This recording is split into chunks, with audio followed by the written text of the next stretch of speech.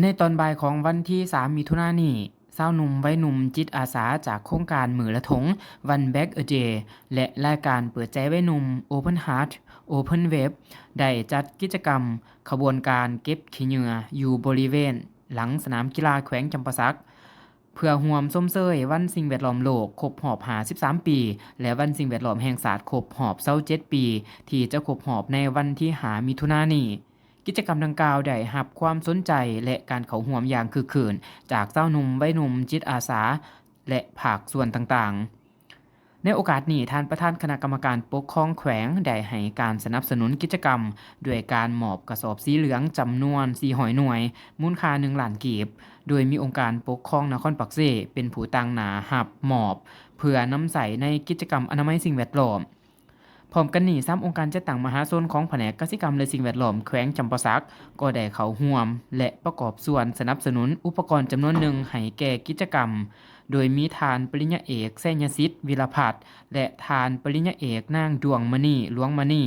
รองหัวหน้าแผนกกสิกรรมและสิ่งแวดล้อมแขวงจำปาสักพร้อมด้วยห้องการกสิกรรมและสิ่งแวดล้อมนครปักเซ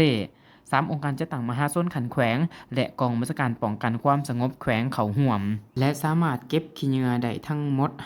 546กิโลคิดว่า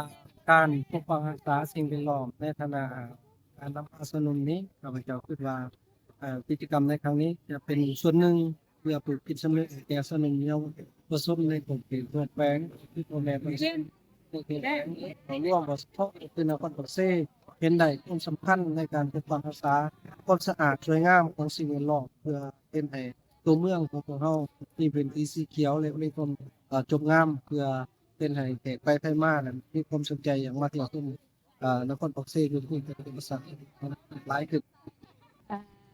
ก็คิดว่ากิจกรรมในมื้อนี้เนาะสิช่วยสร้างขบวนการอนามัยรักษาสิ่งแวดล้อมอย่างในโอกาสวันสิ่งแวดล้อมโลกและวันสิ่งแวดล้อมแห่งชาติเนาะเพราะว่า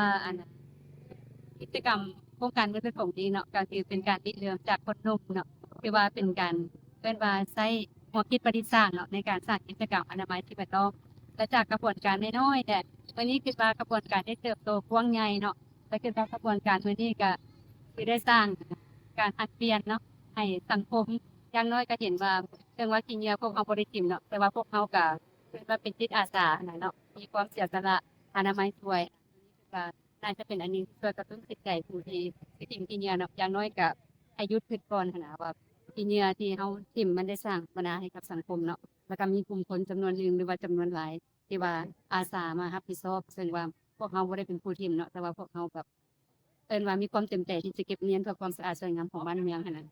เจ้าในฐานะผู้นำยิ่งด้านสิ่งแวดล้อมท่านเห็นว่าบทบาทของแม่หญิงและครอบครัวมีความสำคัญแนวใดในการลดพรขี้เหงื่อและสร้างสังคมที่สะอาดยืนยงคิดว่าแม่หญิงและครอบครัวนี่มีส่วนสำคัญเนาะเพราะว่าอยู่ในครัวเรือนของพวกเราสามารถแยกและก็นำใช้ประโยชน์ของขี้เหงื่อเนาะให้เกิดประโยชน์สูงสุดเนาะตัวอย่างเราจะจัดประเภทขี้เหงื่อออกเป็น4ประเภทเนาะขี้เหงื่อย่อยสลายได้นี่เราก็สามารถเอาไปเป็นฝุ่นเนาะหรือว่าบางบ่อนที่เรามีเป็นคอกเป็ดคอกไก่ก็สามารถเอาไปเป็นอาหารสัตว์ได้เนาะอ่าหลังจากนั้นขี้เหงื่อประเภทรีไซเคิลเนาะที่เป็นพลาสติกบ่หรือว่าเป็นแกลเซียมอย่างต่างๆตัวนี้เราก็ยังสามารถเอาไปรีไซเคิลไปเฮ็ดใหม่หรือว่าเอาไปผลิตเป็นวัสดุอื่นๆเนาะเพราะฉะนั้นคันเราแยกขี้เหงื่อแล้วนำใช้ประโยชน์จากขี้เหงื่อให้เกิดประโยชน์สูงสุดแล้วขี้เหงื่อแท้ๆที่เราจะไปทิ้งอยู่สนามหั้นน่ะมันจะเหลือน้อยลงเนาะอันนี้จะเป็นการลดพรขี้เหงื่อไปในตัว คือว่าเริ่มจากตัวของเขาเองเนาะเริ่มจากตัวของเขาเองคือเขาบ่ไปถิ่มคนอื่นเป็นเช่นเดียวกันคือเราบ่ถิ่มก็คือว่าเพียงแต่เขาริเริ่มเพิ่นเองก็เขาก็บ่มีขี้เหงื่อมันเมื่อเขาสะอาดเนี่ยต้องให้เฮ็ดเป็นกระบวนการได้แบบนี้ให้ยืนยงตลอดไปว่าซั่นซะประมาณว่าเขาก็สะอาดแล้วแต่ พิเศษกิจกรรมยังไดจัดขึ้นภายใต้แคมเปญ One Bag One Pack หรือขี้เหงื่อ1ถุงแลกน้ำดื่ม1แพ็คโดยได้รับการสนับสนุนน้ำดื่มจากซีซุกวอเตอร์สร้างแรงจูงใจให้ประชาชนและชาวหนุ่มวัยหนุ่มเข้ามามีส่วนร่วมในการรักษาความสะอาดและสิ่งแวดล้อม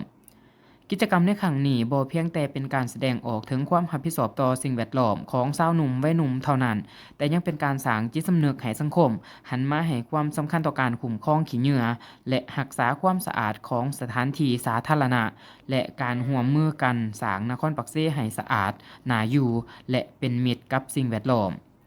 ผ่านกิจกรรมดังกล่าวได้สะท้อนให้เห็นถึงพลังของสาวหนุ่มวัยหนุ่มและการร่วมมือจากภาคส่วนต่างๆในการขับเคลื่อนเวียกงานด้านสิ่งแวดล้อมเพื่อร่วมกันสร้างสังคมสีเขียวและการพัฒนาที่ยืนยงต้อนรับวันสิ่งแวดล้อมโลกและวันสิ่งแวดล้อมแห่งชาติประจำปี